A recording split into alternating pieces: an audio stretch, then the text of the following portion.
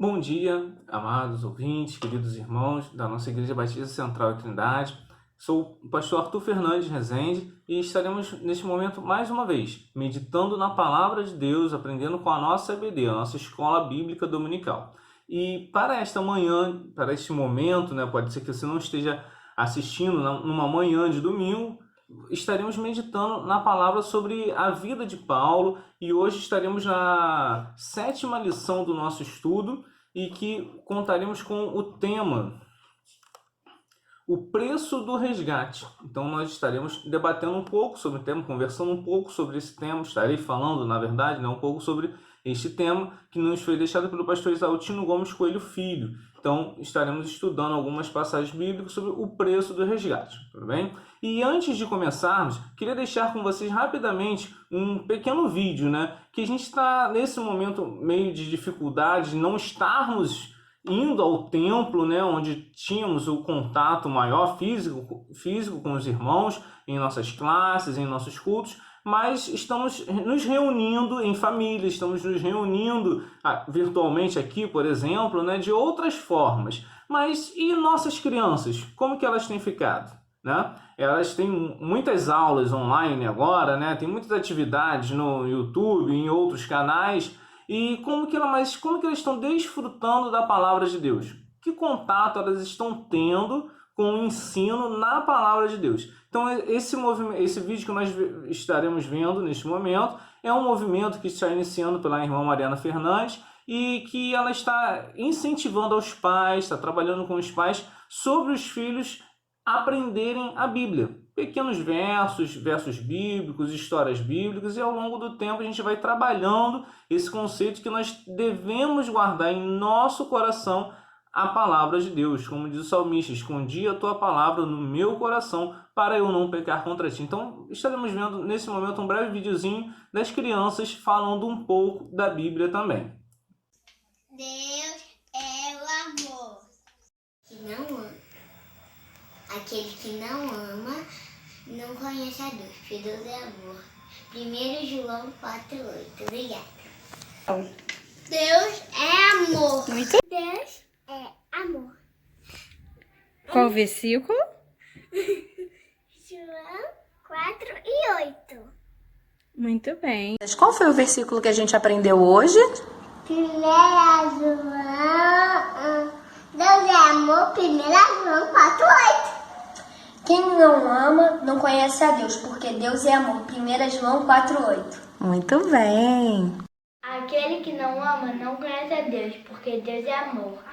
1 João 4:8. Aquele que não ama não conhece Deus, porque Deus é amor. 1 João 4:8. Aquele que não ama não conhece a Deus, porque Deus é amor. 1 João 4:8. Quem não ama não conhece a Deus, porque Deus é amor. João 4:8. Vamos lá. Deus é amor. Então, mamãe. Uma coisa, quem criou todas as coisas? Porque Deus é? Deus é amor. 1 João 4:8. É, filha. Deus é amor. Então vamos retornar, Foi muito bom ver quantas crianças têm participado. Se você também tem uma criança em casa, um sobrinho, um filho, filha, e esteja entrando em contato com nossos grupos que a gente vai estar adicionando para estar passando essas atividades, de como levar a mensagem da Bíblia para nossas crianças também, tudo bem? E então vamos dar início ao nosso estudo, vamos dar início com uma oração, como fazemos, para pedir a Deus sabedoria, pedir a Deus forças para os nossos dias e sabedoria para meditarmos na sua palavra, O que precisamos para aprender a Bíblia é estar em comunhão com Deus, estar nos comunicando com Deus. Então nós falamos com Deus por meio da nossa oração e nós ouvimos Deus por meio da sua palavra, por meio da sua Bíblia. Então estaremos orando neste momento. Nosso Deus, nosso Pai, queremos, ó Deus, te agradecer, queremos louvar o teu nome, Senhor, porque sabemos que o Senhor é grande sobre nossas vidas, o Senhor tem o governo de nossas vidas, deste mundo, de tudo que há, Senhor. Que possamos a cada dia confiar em Ti, Senhor. Possamos a cada dia confiar, crer que de Ti virá o socorro e toda e qualquer resposta, Senhor.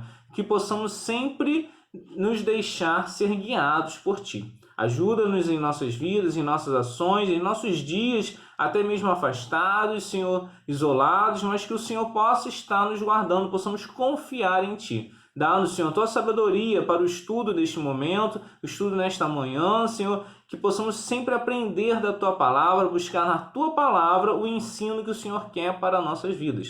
Também abençoe, Senhor, nossas crianças, que como vimos, Senhor, estão também se empenhando em aprender a Tua palavra, ser com esses pais, Senhor, que têm este zelo, este amor por seus filhos e por Ti, Senhor, para dar a eles a Tua mensagem, a Tua palavra também, que eles possam também a cada dia nutrir, Senhor, em seus pequenos corações do amor por Tua palavra. Muito obrigado, Senhor, mais uma vez por esta manhã, por cada família, Senhor, que está reunida, cada família que assiste, que estuda a Tua palavra, Senhor. Que o Senhor esteja guardando, esteja, Senhor, nos dando a Tua direção. Muito obrigado por tudo quanto tens feito em nossas vidas. Em nome de Jesus. Amém. Então, irmãos, nosso estudo de hoje estará tratando, estará acompanhando aí sobre o tema o preço do resgate, Então, primeiro a gente precisa entender que esses conceitos, que o apóstolo Paulo está trazendo sobre o preço do resgate, o que é resgate, por que precisa de um preço, o que ele quer dizer com isso. Para iniciarmos nosso estudo, vamos ler as passagens bíblicas que o autor destacou como básicas para a nossa lição e depois trabalharemos esses termos. Primeiro, Romanos 3, 23 e 24. E depois Romanos 6, de 16 a 22. São passagens que nós já passamos ao longo dessas lições sobre Paulo, que são estruturantes, são fundantes para a sua teologia, para o que ele quer ensinar para o povo naquela sua época e tem a nos falar nos dias de hoje também. Então, vamos estar lendo primeiramente Romanos 3, 23 e 24. Todos pecaram e estão afastados da presença gloriosa de Deus. Mas pela sua graça e sem exigir nada, Deus aceita todos por meio de Cristo Jesus que os salva. Então aqui nós vemos que nós estamos afastados, nós não mais pertencemos a Deus. E Deus nos quer de volta, então Deus nos quer resgatar. A nós não é exigido nada. Nós não podemos pagar nada por isso, porque Deus já pagou, porque Deus já deu o preço desse resgate. Então veremos ao longo do nosso estudo deste momento sobre isso. E Romanos 6, 16 a 20. Pois vocês sabem muito bem que quando se entregam a alguma pessoa para serem escravos dela, são de fato escravos dessa pessoa, a quem vocês obedecem. Assim sendo, vocês podem obedecer ao pecado que produz a morte ou podem obedecer a Deus e serem aceitos por Ele. Mas damos graças a Deus porque vocês, que antes eram escravos do pecado, agora já obedecem de todo o coração às verdades que estão nos ensinamentos que receberam. Vocês foram libertados do pecado, se tornaram escravos de Deus para fazer o que é direito. Falo com palavras bem simples, porque vocês ainda são fracos. No passado, vocês se entregaram inteiramente como escravos da imoralidade e da maldade para servir o mal. Entregue-se agora inteiramente como escravos daquilo que é direito, para viver uma vida dedicada a Deus. Quando eram escravos do pecado, vocês não faziam o que é direito. Porém, o que é que vocês receberam de bom quando faziam aquelas coisas de que agora têm vergonha? Pois o resultado de tudo aquilo é a morte. Mas agora vocês foram libertos do pecado e são escravos de Deus. Como isso, vocês ganham uma vida completamente dedicada a Ele. O resultado é que vocês terão a vida eterna. Então aqui nós vemos que nós estávamos afastados de Deus. Éramos, então, escravos do pecado. O homem natural, ele é escravo do pecado, mas ele pode escolher ser escravo de Deus, que é se voluntariar a servir a Deus. Então, é uma escolha que pode ser feita. Abdicar o pecado e passar a servir a Deus. Então, aqui, mais uma vez, para um homem não tem um preço, porque o preço é exclusivo de Deus. O homem não poderia fazer nada para se redimir, né? É Deus quem o redime, que é o que nós vamos estudar hoje. Então, aqui nós temos alguns termos que são bem simples, né? Como redenção, resgate. O que isso quer dizer, né? Então, simplificando, redenção significa livrar alguém por meio do pagamento de um preço. E o pagamento de preço, esse preço é o resgate. Então você paga o resgate, então você está redimindo, está efetuando a redenção. Então os gregos e os romanos usavam isso corriqueiramente sobre escravos. Se ele queria algum escravo, ou queria libertar algum escravo, ou o escravo queria ser libertado, ele deveria pagar o preço, fazer o resgate, o auto-resgate, ou outrem faria o resgate dele. Então, esse é o processo de redenção, que naquela época era conhecido. Então, naquela época, a gente tem uma palavra que era redenção, que era o ato de alguém dar o resgate por uma vida, por um escravo. Então, Paulo está trazendo uma metáfora disso para o plano divino, para o plano de Deus, para que nós possamos entender, como ele fala, com palavras bem simples, como que nós vamos entender que Deus nos salva por meio de Cristo? Porque Deus precisava nos trazer de volta. Deus precisa nos trazer de volta porque estamos afastados dele. É isso que nós lemos. Ou seja, como que nos traz de volta? Pagando um preço. E o preço é Jesus Cristo. O preço é o sacrifício de Jesus Cristo que nós vamos estar, então, aprendendo mais uma vez, neste momento, né? Ou seja, o preço se chama resgate, o ato é a redenção. E nessa figura de linguagem nós temos aí, então o que foi trazido do grego, que é o pagamento de escravos de uma guerra. Deus quer nos resgatar para si novamente. Deus a cada manhã, a cada fim de tarde, buscava Adão no seu jardim. E quando Adão não fora encontrado, Deus perguntou: Adão, onde estás? Ou seja, Deus quer de volta para si as nossas vidas, a sua criatura, a sua criação. Então, estamos afastados de Deus e escravos do pecado. O preço do resgate já foi pago no início dos séculos, no início dos tempos. Cristo voluntariou-se, deu a si mesmo por redenção, remissão dos nossos pecados. E em Marcos 10, 45, o que nós podemos ler, né? Pois o próprio Filho do Homem não veio para ser servido, mas para servir e dar a sua vida em resgate por muitos. Então aqui nós já vemos que Jesus tinha essa finalidade, a finalidade de Jesus para com a humanidade era servi-la a ponto de dar a sua vida por resgate por muitos. Então aqui nós vemos já essa ideia do resgate que Jesus fez na cruz, vindo na terra como forma de homem. Então, redenção e resgate. De acordo com o dicionário ainda, Mini Aurélio, o que nós podemos ter? Redenção é o ato ou efeito de remir ou redimir. Então, a gente vai lá, redenção é o ato de remir. Então, o que é remir? É adquirir de novo.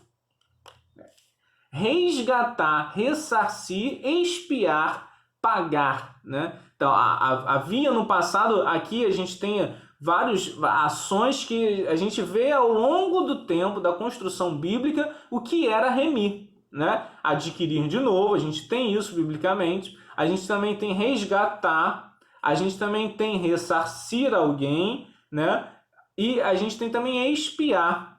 Então, os sacrifícios serviam para expiar o pecado do povo, embora momentaneamente, ou seja, não eram duradouros, mas tinha essa finalidade. E também pagar. Pagar é o definitivo. Então, somente Jesus fez esse pagamento, somente Deus pagou esse alto preço de dar a Jesus definitivamente por nossas vidas. Adquirir de novo, né? As propriedades eram adquiridas novamente por seus donos. Ressarcir, a gente vê lá em Davi, o rei Davi, quando está em sua glória, ele quer ressarcir a família de Jonatas, a família de Saul, por meio de Mefibosete. Então ele vai ressarcir faz com que Mefibosete adquira novamente tudo que era de sua família. Então, remir é adquirir de novo, é pagar, é expiar. E resgate é a quantia a ser paga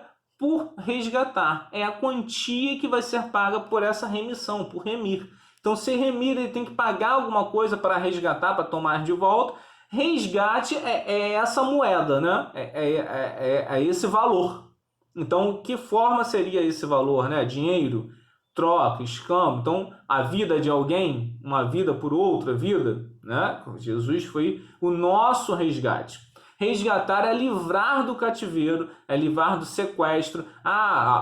O sequestrador quer o resgate, né? A gente vê sério, a gente vê na vida real o resgate sendo pedidos, né? Ou seja, é o troco, né? É o valor, é o que se quer trocar. Então, pagar, restituir. Isso é resgatar. E só também, em breve momento, né? Ruth, né? A vida de Ruth. Noemi foi para a terra dos Moabitas em busca de sobrevivência com seu marido e filhos. Os filhos casam-se com Moabitas e Ruth escolhe voltar para a terra dos hebreus com sua sogra, né, com a Noemi. E Noemi, ela mora na terra que antes era do seu marido, mas agora não era de ninguém. E Ruth ali, ela vai lá lavrar, vai lá cantar migalhas, né, da colheita. Então ela encontra-se com Boaz e Boaz quer tomar de volta aquela terra, quer remir, resgatar aquela terra. Só que ele deveria ver se o resgatador daquela terra por direito a queria. Se não tinha interesse, ele queria tomar para si e também casar com Ruth e dar-lhe descendência, né? Então, em Ruth 4, verso 6, nós temos: então disse o resgatador, na conversa que estava tendo com Boaz: para mim não a poderei resgatar, aquela terra, para que não prejudique a minha. Redime tu o que me cumpria resgatar, porque eu não poderei fazê-lo. Então aqui o resgatador daquela terra, ele abdica do seu direito, o concede a Boaz, para que Boaz em seu lugar possa resgatar, remir aquilo que ele não queria, para que não prejudicasse a terra, as propriedades dele. Ou seja, então ali Boaz toma para si de volta a terra que era de Noemi, também com o intuito de casar-se com Ruth.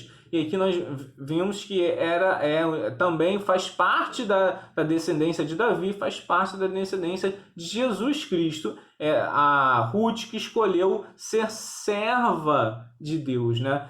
Ruth era moabita, ela não necessitava voltar com Noemi, mas ela escolheu, dizendo à sua sogra: o teu Deus será o meu Deus. Ou seja, ela também escolheu ser serva de Deus, deixou de ser serva do pecado, né, digamos assim, escolheu ser serva do Deus vivo, servir ao Deus vivo. Então aqui nós temos esse exemplo bíblico sobre o que é redimir, o que é tomar de volta, o que é ressarcir, pagar por alguma propriedade.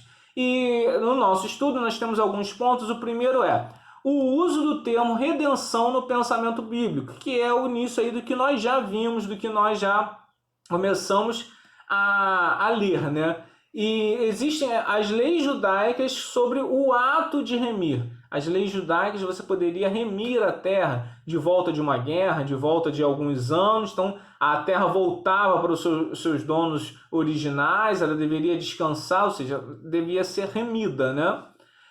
A primeira vez que essa expressão aparece é em Êxodo, onde todo primogênito pertence a Deus. De todos os animais, de todos os seres, inclusive dos homens, o primogênito é posse de Deus.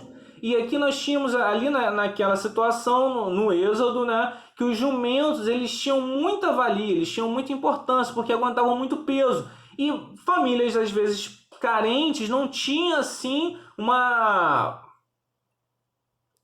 quantidade de jumentos. E quando nascia um, esse um ainda fazia-lhe falta. Então eles precisavam comprar de volta, né? Aquele jumento deveria servir ao Senhor, então deveria ir para a posse de quem tomava conta do rebanho de Deus. mas aquela família carente precisava remir, precisava tomar ele de volta. Poderia através do pagamento de um cordeiro, de algum outro animal estipulado na lei, para que pudesse então ter esse jumento, que era uma importante ferramenta de trabalho, digamos assim, e era tido como instrumento de trabalho. Então esse jumento poderia voltar àquela família. E também a ideia de remir, ela não tem como palavra, mas ela nasce em Êxodo 4, 22 e 23. A gente tem uma ideia aí do que é remir. Dirás a Faraó assim, diz o Senhor: Israel é meu filho, meu primogênito. Digo-te, pois, deixa ir meu filho para que me sirva, mas se recusares deixá-lo ir, eis que eu matarei teu filho, teu primogênito. Então aqui a ordenança de Deus é que Faraó deixe Israel, o primogênito, o filho de Deus, voltar para a sua terra, voltar para a presença de Deus. Então Deus deu a oportunidade pacífica ali, né, a que Faraó aceitasse que Deus remisse seu povo, trouxesse seu povo de volta. E aqui Deus ainda fala: se você não me devolver o meu primogênito, eu tomarei o teu. E essa foi uma das pragas que nós vimos ali no Egito, né? Uma das pragas do Egito foram a morte dos primogênitos por conta do endurecimento do coração do faraó, né? Ou seja, então remir é quando Deus quer tomar de volta. Então a todo tempo nós vemos o interesse em Deus tomar de volta o seu povo, que aqui nós vemos mais uma vez a ordenança, a palavra que Deus tinha para Faraó era que deixasse o povo ir para que o adorasse, para que adore ao Senhor. Então, também voltando, né, em Êxodo 13, a partir do Êxodo 13, a instituição de algumas leis, que são essas leis dadas ao jumento, dada a que todos os animais são de Yahvé, são do Senhor, pertencem a Deus. Então o resgate é dar um valor para se ter algo que fora dessa pessoa. Aquele animalzinho era daquela família, mas era lei que fosse entregue, e as famílias faziam isso com zelo, com amor, com coração. E então ela queria de volta por uma necessidade econômica, né? Uma necessidade subsistencial. Ou seja, havia uma necessidade. A segunda, então, ocorrência que nós vamos ter sobre pagar um preço, né? Ou seja, o preço que era pago, né? Ou seja, devemos entender que a remissão ela cobre essa pessoa, ela cobre esse vínculo, esse laço. É uma taxa, é um imposto que é pago direto, é um direito a ser pago. Com o tempo, a palavra foi mudando, né, o seu sentido. Ou seja, essa coisa de tomar de volta para si poderia ser uma terra, uma propriedade, um animal. Ela passou a significar um ato de liberdade. Remir significava um ato de liberdade. Na cultura grega, no latim, passando lá para o latim, eles entendiam que pagava-se um preço para aferir liberdade. Então, o preço era uma moeda que seria paga para dar liberdade. Então, o remir tem a ideia de livramento, livrar uma pessoa, livrar uma vida. Os heróis da fé, que, como vemos em Hebreus 11, eles foram livrados, né? Eles tiveram o livramento mediante a fé, mediante os atos que conferiram fé no Senhor. Então temos aqui também, né, a ideia de livrar. Remir também quer dizer livrar. O que diz a teologia? De vezes, como o autor traz, né, a teologia quer complicar muito, né, quer dificultar muito o entendimento, mas sim, às vezes também simplifica. Ela tem a ideia de simplificar as verdades de Deus. A gente não tem como descobrir os entendimentos de Deus sobre as coisas. Mas quais são as verdades de Deus? Como Deus atua, como Deus opera sobre nossas vidas, né? Ou seja, a redenção aqui, qual a definição teológica da redenção? O autor traz que redenção inclui tudo aquilo que chamamos salvação, que é o processo de livrar do pecado, perdoar os pecados, justificar, santificação e a vida eterna. Isso aqui é a redenção, é um ato aí grandioso da redenção, um plano de Deus para nossas vidas, que é o plano da salvação. Então, redenção significa esse plano de salvação, o plano de Deus para nossas vidas. Então, a pessoa ela é escrava do pecado. E esse pensamento não nasce só lá em Paulo, em Romanos, já nasce antes, com Cristo. Ele fala exatamente isso, que somos escravos do pecado. Então, temos o direito à liberdade com Cristo.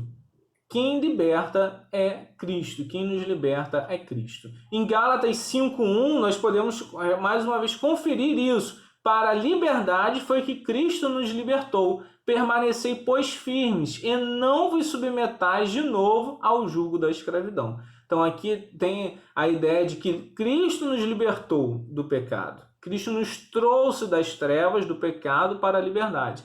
Então nós devemos permanecer em Cristo, andar com Cristo e não nos submeter de volta ao jugo da escravidão. Certo? Então aqui é o livramento, na ideia teológica de que redenção é a salvação, todo o processo que a gente tem de salvação. Então nós vimos que, primeiro, o significado de redenção, o termo de redenção no sentido bíblico, no pensamento bíblico, pagar algo de volta para si, pagar por alguma coisa que fora sua de volta para si, para receber essa coisa de volta, receber de volta. Com o tempo também, além de pagar para si, significa também livramento. Quando você paga por uma vida, paga por sua própria vida, você está se livrando, está buscando livramento de um cativo, de um cativeiro, né? Digamos assim.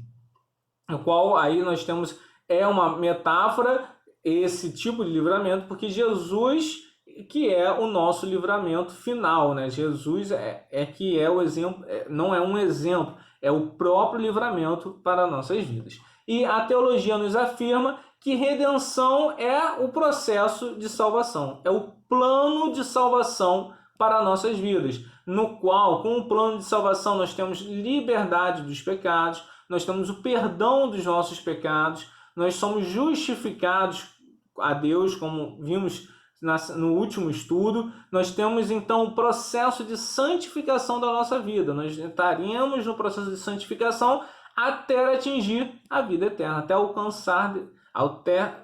estarmos na presença de Deus com a nossa vida eterna. Então, a teologia nos diz que estávamos longe de Deus, escravos do pecado, então estamos buscando a Deus no processo, no plano de salvação. E aqui o item 3, Cristo é o Redentor. Então nós vimos o que é a redenção, o que é o resgate, o que é remir, o que é o fato de livrar, de dar o escape, e quem é o nosso resgate, né? O preço da redenção, o preço do resgate. Que resgate é esse? Quem é o resgate para a minha alma, para a minha vida? Quem é esse resgate? É Cristo. Então, dos muitos títulos de Cristo que temos para Cristo, um dos mais preciosos é Redentor. Cristo é o nosso Redentor, é aquele quem pode pagar por nossas vidas, para nos fazer voltar, retornar a Deus. Então, o Novo Testamento mostra como Cristo é o Redentor. Então, ele nos ensina, primeiro, no passado o povo judeu oferecia sacrifícios para receber, obter a benevolência de Deus. Esses sacrifícios não eram conferidos como plenos, pois rotineiramente precisavam ser reestabelecidos para que a benevolência de Deus não se afastasse do povo. Mas em Cristo temos a redenção dos nossos pecados, não sendo mais escravos do pecado. Então nós podemos ver que após estarmos afastados de Deus, podemos retornar, ser redimidos por meio de Cristo. Ou seja, Cristo estará nos libertando. E em Hebreus 9, nós temos essa clara ideia de que Cristo é o sumo sacerdote, aquele que opera ao Pai por nós. É quem media ao Pai por nossas vidas, leva nossas vidas diante do Pai. E o capítulo 9 de Hebreus vai tratar sobre isso, como que Deus faz essa remissão dos nossos pecados e nos redime de volta, nos resgata de volta a Deus. Então, em Hebreus 9, 12, nós temos: não por meio do sangue de bodes e de bezerros, mas pelo seu próprio sangue, entrou nos santos dos santos uma vez por todas, tendo obtido eterna salvação. Aqui ele explica, né, que os profetas, os sacerdotes, iam na primeira etapa do tabernáculo fazer suas purificações, fazer suas oferendas, mas somente o sumo sacerdote podia ter acesso ao Santo dos Santos para expiar, para interceder a Deus pelos pecados do povo. E aqui a Bíblia afirma que Jesus, ele próprio, com o seu próprio sangue, pode entrar neste local e expiar os nossos pecados, nos dando eterna redenção. A redenção dos sumos sacerdotes não era eterna, era passageira, era pontual, às vezes, até por um pecado específico. Ou seja, quantos pecados nós temos, né? Saberia-se quantos sacrifícios deveríamos fazer para expiá-los. Mas o sangue de Cristo é a eterna redenção. O sacrifício de Cristo é a nossa eterna redenção. Hebreus 9,15. Por isso mesmo, ele é o mediador da nova aliança, a fim de que, intervindo a morte para a remissão das transgressões que havia sob a primeira aliança, recebam a promessa da eterna herança aqueles que têm sido chamados. Ou seja, Cristo é o mediador, é uma nova aliança. A aliança antiga ela era falho, ela era sem eficácia plena, mas aqui em Cristo nós temos uma eficácia eterna, uma herança que nos é conferida por conta disso. Então Cristo é o mediador, Cristo é o nosso resgate. E agora, em Cristo, nós somos libertados e nos tornamos livres do pecado. Então, nós estamos libertados, livres do pecado. Não podemos obedecer a Ele e desejarmos nos apresentar a Deus para fazer a sua vontade. Não podemos obedecer, nos sujeitar ao pecado e querer nos apresentar a Deus fazendo sua vontade. Ou é um Senhor, ou é outro Senhor que nós estamos servindo, né? Ou seja, em Romanos 6 ele fala, quando servis a um Senhor, de fato a Ele estareis obedecendo. Então nós estamos servindo a Deus ou servindo ao pecado. Então aqui, quando Jesus entra em nossas vidas, nós o aceitamos, podemos passar a escolher servir a Deus. Então o crente de conversão autêntica deseja fazer a vontade de Deus. É o que o pastor Exaltino deixou aqui bem claro. O crente de conversão autêntica deseja fazer a vontade de Deus. Então, o que o apóstolo Paulo fala, continuarei pecando para que a graça de Deus seja superabundante em minha vida? Não, de jeito nenhum. Se o crente teve a sua conversão autêntica, ele quer fazer a vontade de Deus, ele não quer fazer a vontade do pecado.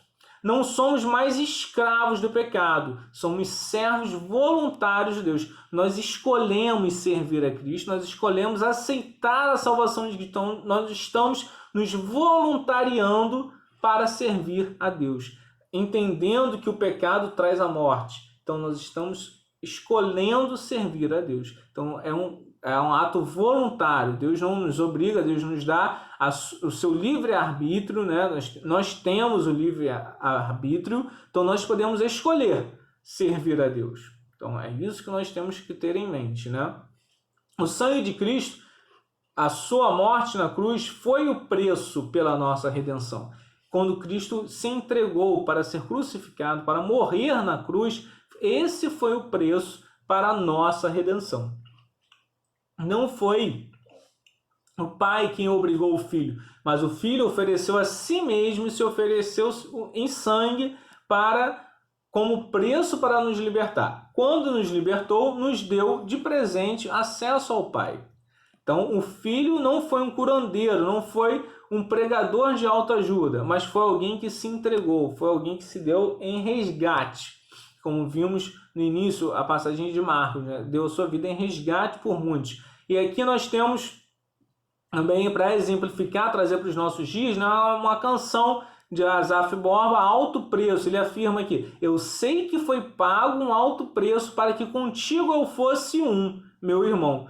Quando Jesus derramou sua vida, ele pensava em ti, ele pensava em mim, ele pensava em nós.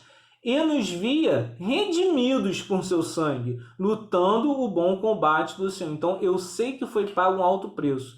Jesus na cruz derramou a sua vida,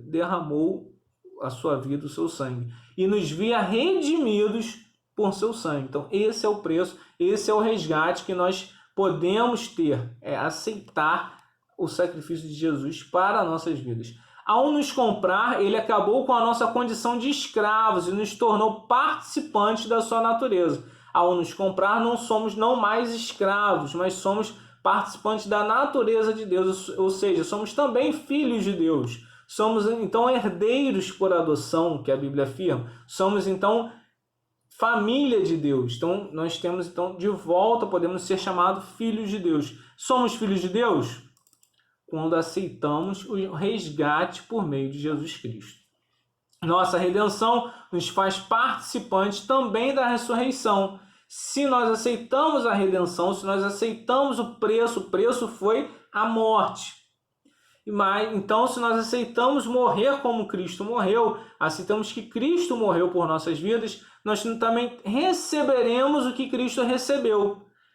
Ou seja, que é o que afirma Romanos 6, o verso 8. Ora, se já morremos com Cristo, cremos que também com ele viveremos. Então, se Cristo ressuscitou dos mortos, nós também ressuscitaremos dos mortos, pois temos esse laço, esse vínculo com Cristo, esse vínculo de sangue agora com Cristo. Significa que teremos vida na vida de Cristo. Se ele ressuscitou, também seremos ressuscitados. Se ele foi glorificado, nós também seremos glorificados. Ou seja, ao efetuar a redenção, toda a natureza divina ali, toda a natureza vitoriosa, ressurreta, também temos acesso. Então, que possamos sempre nos lembrar, redenção, resgate é a essência da salvação. A salvação, porque está nos salvando, porque pagou por alguma coisa para nos trazer de volta. Salvar da morte, não tem mais a morte, porque foi pago um preço